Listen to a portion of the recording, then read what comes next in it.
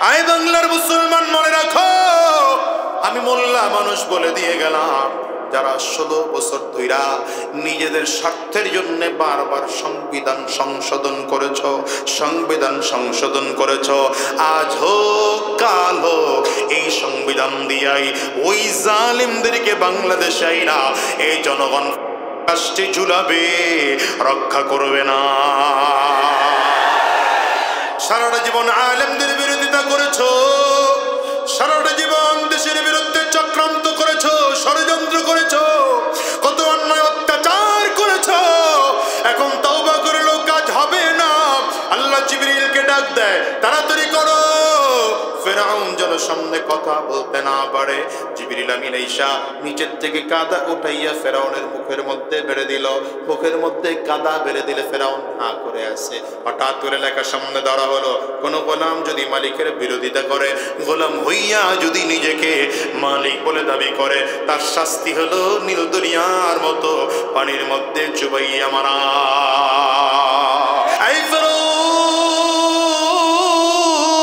আমি আল্লাহ তাআলা তোর লাশটাকে চিরদিনের জন্য অক্ষত করে রাখবো, কোনোদিন তোর লাশ নষ্ট হবে না, তোর লাশ ক্ষতি হবে না। আমি আল্লাহ পানি দিয়ে তোর লাশ নষ্ট করাবো না, বাতাস তোর লাশ নষ্ট করবে না, মাটি তোর লাশ খাবে না, ঘৃণায় মাটি তোর লাশ খাবে না, পানিতেও তোরে ছুঁইবে না। তোর লাশটাকে আমি আল্লাহ কিয়ামত পর্যন্ত মমি করে রাখবো। কেন রাখবো জানো? দুনিয়ায় যত হারাম করেছে, দুনিয়াতে যত স্বৈরাচার আছে, দুনিয়ার যত জালিম আছে, তুই ফেরাউনকে দেখে দেখে যেন শিক্ষা গ্রহণ করতে পারে। আর যদি এরপরেও কেউ শিক্ষা গ্রহণ না করে, তাইলে এমন হয় দুপুরের খানা পাকানো থাকে, না খাইয়া পালাতে হয়। ফেরাউন আল্লাহ পাকের কাছে বলতে আরম্ভ করেছে, আল্লাহ, মুসিবতের মধ্যে পড়ে আছি, আগামী কালকের মধ্যে যদি পানির ব্যবস্থা না হয়, খোদাগিরি টিকবে না, আমি নিজেও বাঁচবো না। যেমন করে হোক আগামী কালকের মধ্যে পানির ব্যবস্থা করে দাও। রব্বে কারীম হাদিসে কুদসিতে বলেন, নবীজি বর্ণনা করেন, আনা ইনদা যান্নি আবদি বি, বান্দা আমার সম্পর্কে যেমন ধারণা করে, আমিও বান্দার সাথে তেমন আচরণ করি। ফেরাউন তখনও যদি আল্লাহর কাছে ক্ষমা চাইতো, উলামায়ে কেরাম বলেন সম্ভাবনা ছিল আল্লাহ তাআলা তখনও মাফ করে দিতে পারতেন। কিন্তু ফেরাউন আল্লাহ পাকের কাছে বলে, আল্লাহ, আমার খোদাগিরি টিকাও, আমার খোদাগিরি টিকা রাখো, আগামী কালকের মধ্যে পানির ব্যবস্থা করো। তাতে যদি আমার দুনিয়া লাগবে, আখিরাতে যদি কিছু না দাও, কোনো আফসোস নেই। চিল্লায়া জোরে বলেন নাউযুবিল্লাহ। আল্লাহ বলেন, দিলাম তোমারে, দিলাম দুনিয়া, কয়দিন টিকায় রাখতে পারো ওইটাও তো দেখা দরকার। লম্বা সময় দোয়া করেছে ফেরাউন, লম্বা সময় দোয়া করে পাহাড়ের গর্তের ভেতর থেকে বের হয়। হঠাৎ করে মুখের মধ্যে তাকিয়ে দেখে একজন যুবক দাঁড়ানো আছে। যুবক সুঠাম দেহের যুবক, দেখলেই মনে হয় যুবকের অবস্থা বড় খারাপ, বড় খেপূর্ণ যুবক, বড় চেতা যুবক। দেখেই ডাক দেয়, খোদা, আপনারা সারা দুনিয়া খুঁজলাম, কোথাও পাইলাম না, কেন করছো? বিচার নিয়ে আসছি। এ বেটা, এটা বিচারের জায়গা, সিংহাসনে যাবে, গেলে বিচার করবো। যুবক দাঁড়ায় বলে, সিংহাসনে যাব না, এইখানে বসেই বিচার দেব, ফয়সালা এখানে বসেই দিবেন। ফয়সালা না শুই না, বিচার না কইরা এখান থেকে এক কদম সামনে বাড়াবেন তো ঠ্যাং ভেঙা ফেলাম। কেমন খোদার খোদা, পাবলিক তারে থ্রেট দেয়, বুঝেননি? এইবার ফেরাউনের অবস্থা খারাপ। কি সমস্যা তোমার বলো? যুবক দাঁড়ায় বলে, আমার সমস্যা হলো, বিচার হলো, কোন গোলাম যদি মালিকের বিরোধিতা করে, আর গোলাম হইয়া যদি নিজের মালিক বলে দাবি করে, তাইলে তার কি শাস্তি হওয়া দরকার? বুঝেন নাই? হ্যাঁ, কথা বলতে বলতে ফেরাউন পাহাড়ের চূড়ায় উঠছে, বারবার করে তাকায় কোন দিকে? ওই নদীর দিকে। পানি আসলো নি, রাতে যে দোয়া করলাম কবুল হইল নি, হঠাৎ দেখে পানি আসছে, বুঝা গেছে আমার দোয়া। খুশিতে যুবকের দিকে তাকায় বলে, যে গোলাম মালিকের বিরোধিতা করবে আর নিজের মালিক বলে দাবি করবে, তার শাস্তি হলো এমন পানির মধ্যে চুবাইয়া মারা।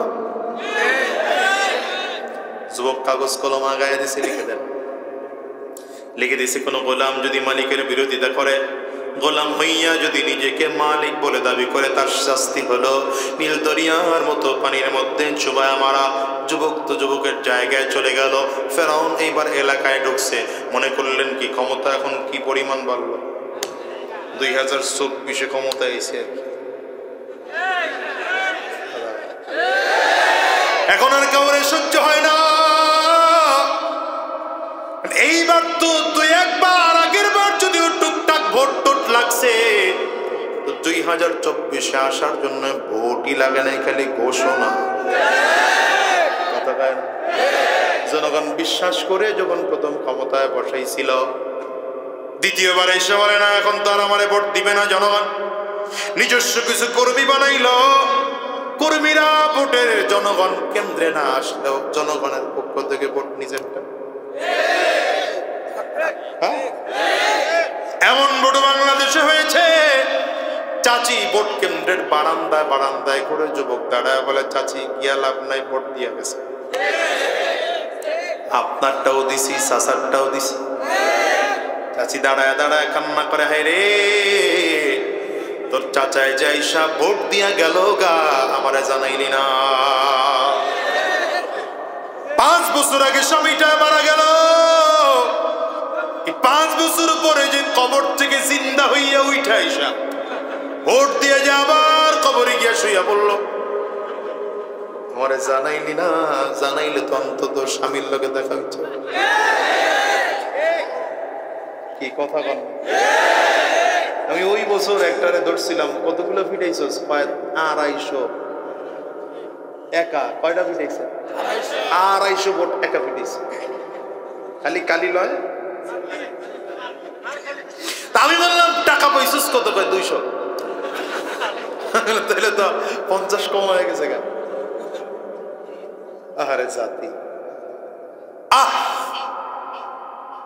তো প্রথমবার তো একবার দেখছে জনগণ ভোট না দিলে কর্মী দিয়া, পরের বার এবার পাওয়ার আরো বেশি, এখন পুলিশ পাহারায় থাকবে। হ্যাঁ, এরপরের বার বলে এখন কাউরি লাগবে না, পুলিশ না, আর্মি না, মিডিয়া না, কাউরি লাগবে না, খালি জেলার থেকে ডিসি সাহেব ঘোষণা দিয়ে পাঠায় দিব। হ্যাঁ, এখন 24 ক্ষমতা আসার পর কাউরে সহ্য হয় না, এখন ধরে ধরে ধরে ধরে আলেমদেরকে জেলে বড় ফাঁসি লাগাও। এই জন্য তো হুজুর করে ধরে ধরে মামলা। কার বিরুদ্ধে মামলা দেওয়া হয় নাই বলে? আল্লামা দিলওয়ার হোসেন সাঈদী সাহেবের বিরুদ্ধে মামলা দেওয়া হলো। কি মামলা? বলে 71-এর সময় মানবতা বিরোধী ছিলেন। এমন আসতে করে কোনটা নাউজুবিল্লাহ। ও স্টেজের হুজুররা কয় না, এই জন্য তো আওয়াজ হয়। ঘটনা কি আওয়াজ হয়? আপনারা জোরে কম তাইলে তারাও শুরু করবে ইনশাআল্লাহ। নাউজুবিল্লাহ বলবেন না? এর বিরুদ্ধে মামলা দেওয়া হলো। কি মামলা? ধর্ষণের মামলা। আল্লামা খান সাইফুল্লাহ আইয়ুবীর বিরুদ্ধে মামলা দেওয়া হলো। গুলিস্তানে ককটেল নিক্ষেপের মামলা।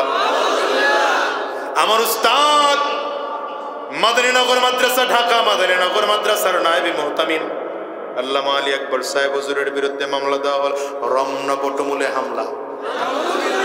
আমি হুজুরকে জিজ্ঞাসা করলাম, হুজুর আপনি গেলেন কেন? আমি গেলাম, আমি তো চিনি না। হ্যাঁ রে, কত মানুষের বিরুদ্ধে মামলা দেওয়া হলো। ইশাক চরমনের বিরুদ্ধে মামলা দেওয়া হলো, 10,000 টাকা পকেট মেরেছে। কত টাকার ঠেক বুঝে? আমার বিরুদ্ধে মামলা দেওয়া হলো। কি মামলা? নাকি কার গাছ কাইটা আমার বাড়ি লইছে। মামলা গাওয়ালো বুঝে বেরিয়েছে। কোন প্রতিদিন 2টা 4টা 5টা করে প্রোগ্রাম থাকলে এই কাজ করার টাইম কই তার কাছে কম। আমি বলি আমাদেরকে মামলা দিয়েছো, হামলা করেছো, চক্রান্ত করেছো, ষড়যন্ত্র করেছো।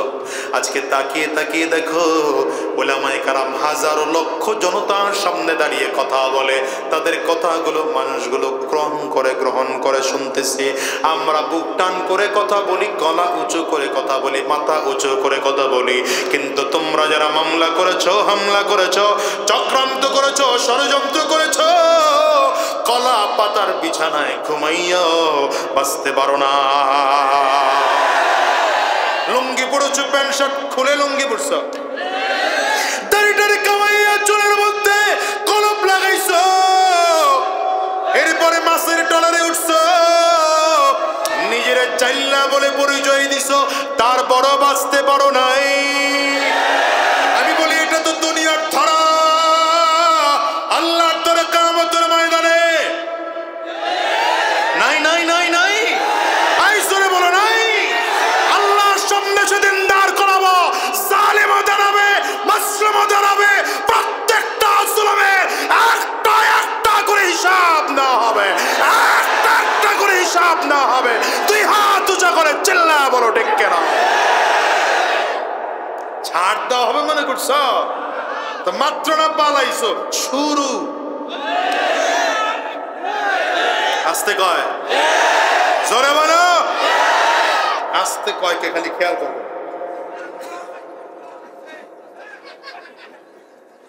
রাগ করতেছে? প্রথম সব আসছে, মাদ্রাসার মহোদয় সাহেব আপনারা খুঁজে পাই না, আপনি স্টেজে আসেন। হ্যাঁ আসেন, আপনার সাথে কথা আছে। আল্লাহ, এই ফেরাউন এখন বুঝেন তো, পানি নিয়ে আসছে, কি পরিমাণ ক্ষমতা বাড়লো। এখন পয়গম্বর মুসা আলাইহিস সালাম রে আর সহ্য হয় না। আল্লাহ বলেন ঠিক আছে, যেহেতু তোমাকে সহ্য হয় না, তাহলে তুমিও চলে যাও। পয়গম্বর মুসা আলাইহিস সালাম বিশাল উম্মতের বাহিনী লইয়া লোহিত সাগরের কিনারায়, কোথায়? লোহিত সাগরের কিনারায়, লোহিত সাগরের কিনারায় চলে গেলে এদিকে তাকায় দেখেন ফেরাউনের লোক ডান দিক থেকে, বাম দিক থেকে, পেছন দিক থেকে। পয়গম্বর মুসা আলাইহিস সালামের উম্মতরা বলেন বাঁচার তো কোনো উপায় নাই। মুসা আলাইহিস সালাম বলে টেনশনই করো না, ইন্না মাইয়া রাব্বি সায়াহদিন।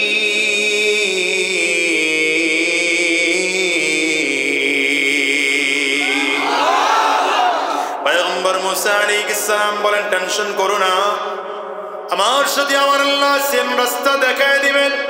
আল্লাহ তাআলার সাথে সাথে পয়গম্বর মুসা আলাইহিস সালামকে বললেন লাঠি আছে, লাঠি নিয়ে নদীর মধ্যে বাড়ি দাও। একটা দুইটা রাস্তা নয়, লাঠি দিয়ে বাড়ি দেওয়ার সাথে সাথে পানিগুলো ভাগ হইয়া 12টা গোত্রের জন্য 12 টাকার পেটিং রাস্তা তৈরি হয়ে যায়। 12 গোত্র একসাথে রওনা। লম্বা কথা, পয়গম্বর মুসা আলাইহিস সালাম নদীর মাঝখানে, ফেরাউন নামতেছে, মুসা আলাইহিস সালাম নদী পার হয়ে গেলেন। ফেরাউন না কই, আল্লাহ তাআলা ডাক দিলেন পানি, তোর কাজ তুই আরম্ভ করে দে। কিছুক্ষণের জন্য আল্লাহ যদিও পানির ক্ষমতা হরণ করে দিয়েছিলেন, কিন্তু এখন পানির ক্ষমতা আবার আল্লাহ তাআলা দিলেন। এখন পানি তার ক্ষমতা পাইয়া একবার ফেরাউনকে নিচের দিকে নেয়, আবার উপরের দিকে উঠায়, আবার নিচের দিকে নেয়, আবার উপরের দিকে উঠায়। ফেরাউন যখন তাকে দেখলো বাঁচিয়ে থেকে বেঁচে থাকার সম্ভাবনা, আল্লাহর কাছে এখন তওবা করতে আরম্ভ করেছে, তাও নিজের রব স্বীকার করে না। আমানতু বিরাব্বি মুসা ওয়া হারুন, এখনো নিজের আল্লাহ মন স্বীকার করে না, স্বীকার করে আল্লাহ মুসা আর হারুনের রবের উপরে ঈমান আল্লাহ। আল্লাহ বলেন আল আনা ওয়া ক্বাদ আসাইতা মিন ক্বাবল ওয়া কুনতা মিনাল মুফসিদিন।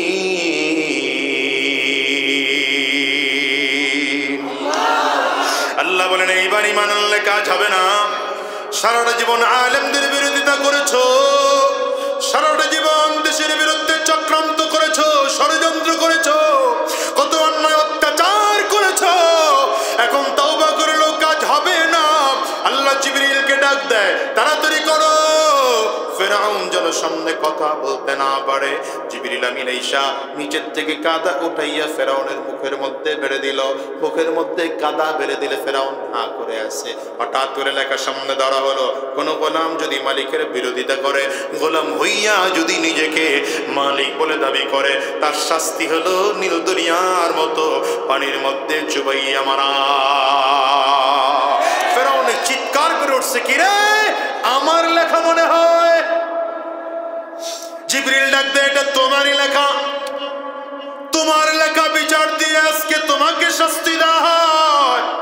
আই বাংলার মুসলমান মনে রাখো, আমি মোল্লা মানুষ বলে দিয়ে গেলাম, যারা 16 বছর ধইরা নিজেদের স্বার্থের জন্য বারবার সংবিধান সংশোধন করেছ, সংবিধান সংশোধন করেছ, আজ হোক কাল হোক এই সংবিধান দিয়াই ওই জালিমদেরকে বাংলাদেশে আইরা এই জনগণ কাষ্টে ঝুলাবে, রক্ষা করবে না।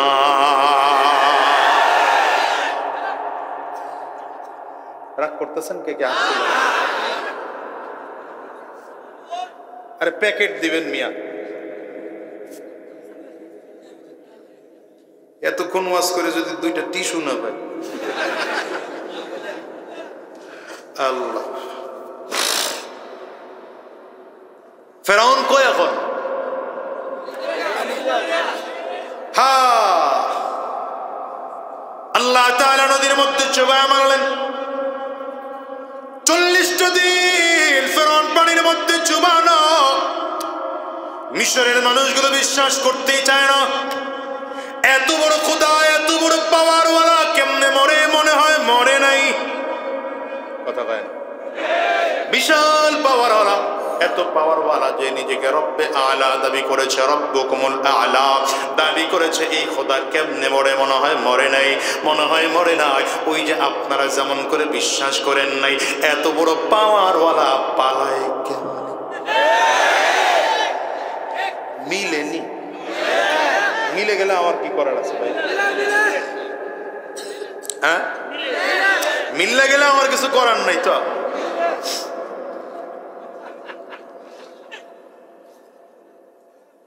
চল্লিশটা দিন পার হয়ে গেল। আল্লাহ তাআলা ডাক দিলেন, পানি তাড়াতাড়ি কর, তোর ভেতর থেকে লাশটারে চোরের মধ্যে বের কর, কারণ তোর ভিতরে ফেরাউনের লাশ আছে। মানুষ বিশ্বাস করে না। লাশ আস্তে আস্তে করে ঢেউয়ের তালে তালে লাশটাকে সামনের দিকে নিয়ে আসছে পানি। চরের মধ্যে লাশ এইবার পড়ে আছে। মিশরের মানুষগুলো তাকিয়ে তাকিয়ে দেখে এত বড় ক্ষমতাওয়ালা চিত হয়ে পড়ে আছে। তাকিয়ে দেখে নড়েও না, কথাও বলে না, কোনো প্রশ্ন করলে প্রশ্নের জবাবও দেয় না। নিজের চোখে যখন দেখলো চরের মধ্যে লাশ পড়ে আছে, মিশরের মানুষ এইবার বিশ্বাস করে, মনে হয় মরেছে, মনে হয় মরেছে। ওই যে আপনারাও যেমন করে বিশ্বাস করেছে, দুপুর 5টা বিকাল 5টা যখন বাজে, হঠাৎ করে ভিডিও দেখলেন,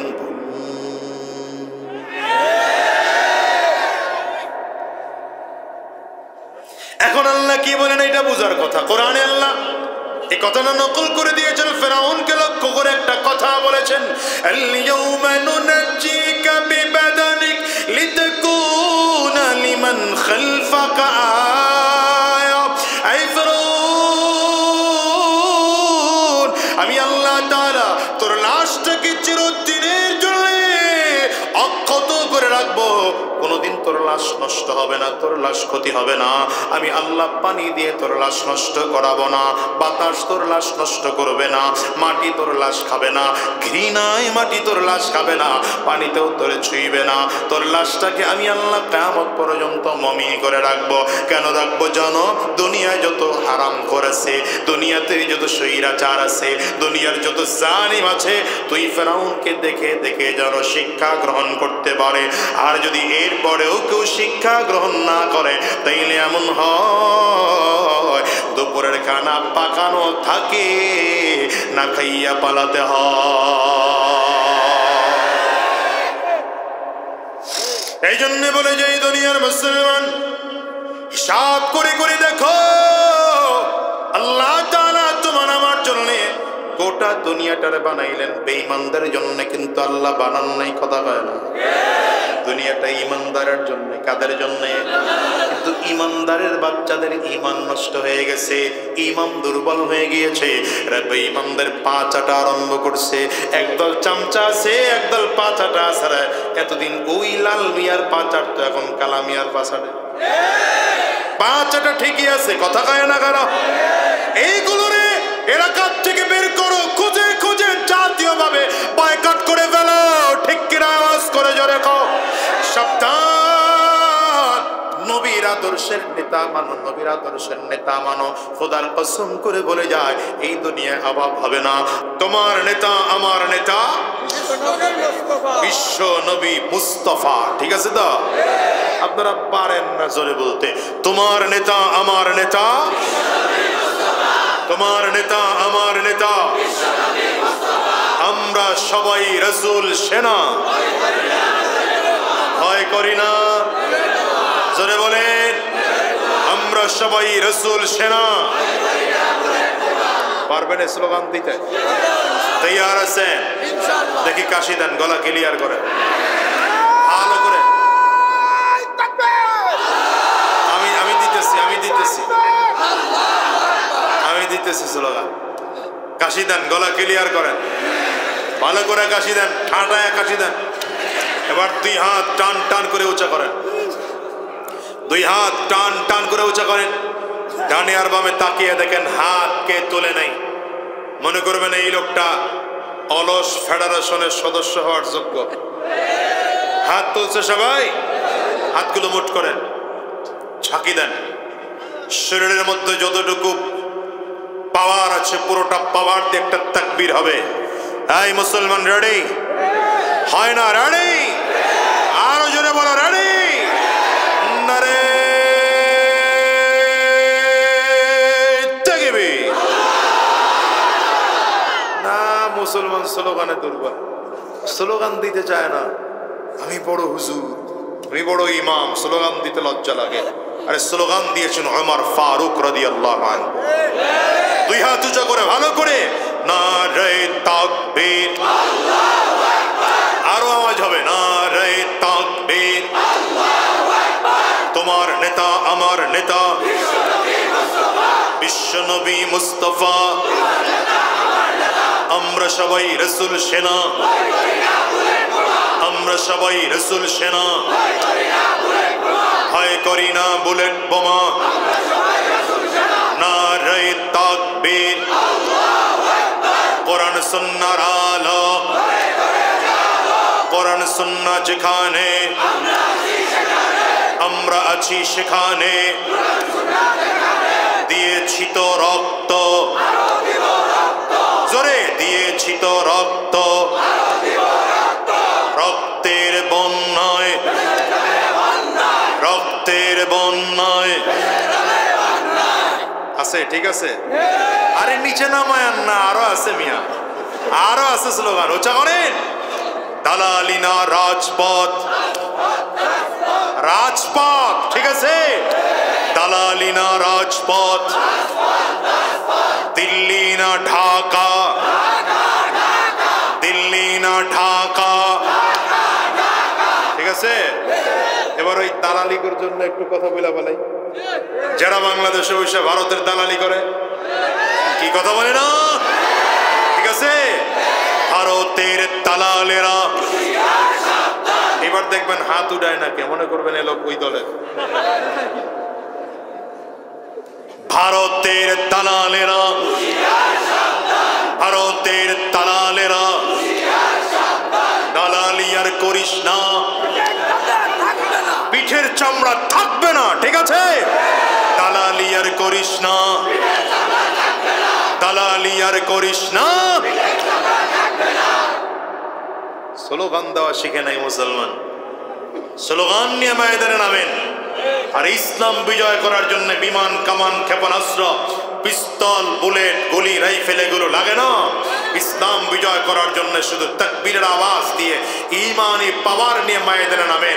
বেঈমান পালাতে বাধ্য হবে, ঠিক কিনা? আওয়াজ করে জোরে বলো। কি কথা কন না কেন? শক্তি তো ফেরাউনেরও ছিল, শক্তি কথা কয় না, কার ছিল? তাই না? শক্তি ফেরাউনেরও ছিল। ফেরাউন দাবি করেছিল আনা রাব্বুকুমুল আলা, সব থেকে বড় খোদা। দেখছেন নাউজুবিল্লাহ, সবাই কয় নাই। কত বড় খোদা? আল্লাহ বলেন তুই কত বড় খোদা আমার একটু দেখা দরকার। ফেরেশতা একজনরে বলেন এক কাজ করো, নীল দরিয়ার পানির চাবিটা একটু ঘুরায় রাখো। কথা বলেন, নীল দরিয়ার পানির চাবি কমে গেল। নীল দরিয়ার পানির চাবি গেল বন্ধ হয়ে। অল্প দিনের মধ্যে দুর্ভিক্ষ শুরু হলো। মিশরের লোকজনগুলো সাপ দৌড়ায় ফেরাউনের কাছে আসছে, খোদা আপনি আমাদের খোদা, আপনারই আমরা পূজা করি, খোদা বলে জানি। নীল দরিয়ার পানি গেল, পানির ব্যবস্থা করেন। বলেন তো ফেরাউন সাথে সাথে উত্তর দিচ্ছে, যাও আগামীকাল পানির ব্যবস্থা হয়ে যাবে। ওর বাপ দাদা 14 গোষ্ঠীর ক্ষমতা আছে পানি দেওয়ার? কি অবস্থা। এদেশের যারা বলে আমাদেরকে ক্ষমতায় নাও, শান্তি প্রতিষ্ঠিত করব, কথা বলো, ব্যক্তি ক্ষমতায় গিয়ে শান্তি প্রতিষ্ঠা করবে, এটা কোনোদিন হতে পারে না। যেদিন ইসলাম এদেশের ক্ষমতায় থাকবে, কোরআনকে দেশের রাষ্ট্রীয় সংবিধান বানানো হবে, দিনদার ইমানদার দাড়িওয়ালা টুপিওয়ালা আল্লাহ বীর মানুষগুলো যেদিন ক্ষমতায় যাবে, সেদিন শান্তি প্রতিষ্ঠা হবে। ঠিক কিনা আজ করে বলো? এটা ওরাও জানে, এই জন্য আমাদের কয় মৌলবাদীদের ক্ষমতায় যেতে দেওয়া হবে না। কথা বলেন না? আমি তো বলি মৌলবাদীরাই ক্ষমতায় যাবে, কোন নাস্তিক আর রাম বাম ভারতে ক্ষমতায় যাবে না। ঠিক কিনা বলো? জিন্দাবাদ জিন্দাবাদ এই ইসলামী মৌলবাদ, মূল ছাড়া সব ভ্রান্তবাদ, মুর্দাবাদ মুর্দাবাদ জিন্দাবাদ জিন্দাবাদ। আমাকে মৌলবাদ বলে গালি দেয় না, আমি বলি ঠিক আছে তো, মৌলবাদ এটা সুন্দর কথা, আমরা মূলের উপরে আছি, আমরা আল্লাহ মানি, নবী মানি, আমরাই মূলের উপরে আছি, তোমরা মূলের উপরে নেই। জিন্দাবাদ জিন্দাবাদ এই ইসলামী মৌলবাদ, মূল ছাড়া সব ভ্রান্তবাদ, মুর্দাবাদ মুর্দাবাদ জিন্দাবাদ জিন্দাবাদ। বলেন জিন্দাবাদ জিন্দাবাদ এই ইসলামী মৌলবাদ, মূল ছাড়া সব ভ্রান্তবাদ, মুর্দাবাদ মুর্দাবাদ জিন্দাবাদ জিন্দাবাদ। দুপাওয়ালা পশুর মানুষ থেকে পড়ছে বাদ, শত্রুর বলি শিখে নিজের বাপকে বলছে মৌলবাদ। দুপাওয়ালা পশুর মানুষ থেকে পড়ছে বাদ, শত্রুর বলি শিখে নিজের বাপকে বলছে মৌলবাদ। জন্ম মৃত্যু সবই ওদের মূল ছাড়া তাই নাই কো ঠিক, ধর্মে নাস্তিক জন্মে যার ছুটছে ওরা দিক বিদিক। মূল ছাড়া সব পরগাছা আর রুশভ্রান্ত মতবাদ, মূল ছাড়া সব পরগাছা আর রুশভ্রান্ত মতবাদ। মানুষ নাকি বানর জাতি, ডারউইনের ভ্রান্তবাদ। জিন্দাবাদ জিন্দাবাদ এই ইসলামী মৌলবাদ, মূল ছাড়া সব ভ্রান্তবাদ, মুর্দাবাদ মুর্দাবাদ জিন্দাবাদ জিন্দাবাদ। বলো জিন্দাবাদ জিন্দাবাদ এই ইসলামী মৌলবাদ, মূল ছাড়া সব ভ্রান্তবাদ, মুর্দাবাদ মুর্দাবাদ। আলেমদের সাথে থাকবেন না জালেমদের সাথে, ইমানদারদের সাথে না বেঈমানদের সাথে, মসজিদের সাথে না মন্দিরের সাথে, মুসলমানদের সাথে না ইসকনের সাথে, ঢাকার সাথে না দিল্লির সাথে। এই মুসলমান ইসলামের পক্ষে ঠিক থাকতে গিয়ে, কোরআনের পক্ষে থাকতে গিয়ে, আলেম ওলামাদের পক্ষে থাকতে গিয়ে যদি আবার তো দিতে হয় তো দিবা, জীবনটাও যদি দিতে হয় তৈয়ার আছো কারা কারা? দুই হাত উঁচা করে আল্লাহকে ডাকো।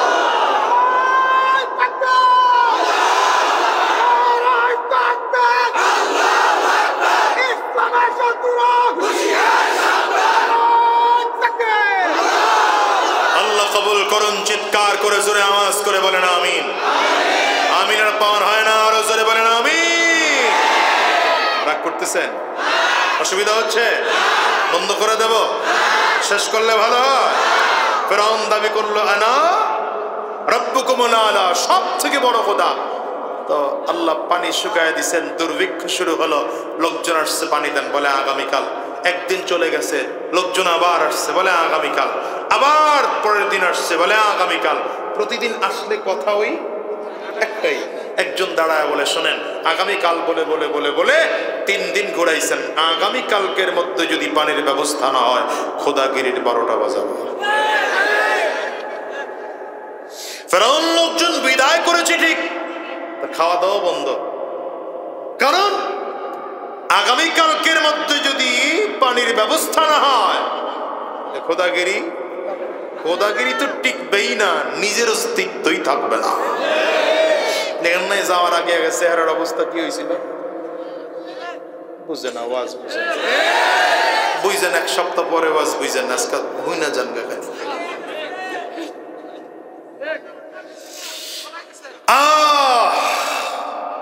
ফেরাউন রাতের অন্ধকারে গিয়েছে পাহাড়ের চূড়ায়। আর্মি নাই, র্যাব নাই, পুলিশ নাই, বিডিআর নাই, বিমান বাহিনী, কামান বাহিনী, জঙ্গি বাহিনী, কেউ নেই। একা একা রওনা করেছে পাহাড়ের চূড়ায়। পাহাড়ের চূড়ায় গিয়ে কিতাবে লেখে, নিজের পা নিজে উপরের দিকে বান দিয়া, নিচে মাথা দিয়া, নিজেকে শাস্তি দিয়ে আল্লাহর কাছে কান্নাকাটি শুরু করছে। ওই রাতের তাহাজ্জুদের কি বুঝেন না রে? ওয়াজ বুঝেন কি যে বুঝেন না, এটাই বুঝেন। রবের কাছে দোয়া করতে আরম্ভ করছে। আল্লাহ পাকের তো ওয়াদা আছে, উদউনি আস্তাজিব লাকুম ওয়া ইযা সালাকা ইবাদি আন্নি ফাইন্নী করিব।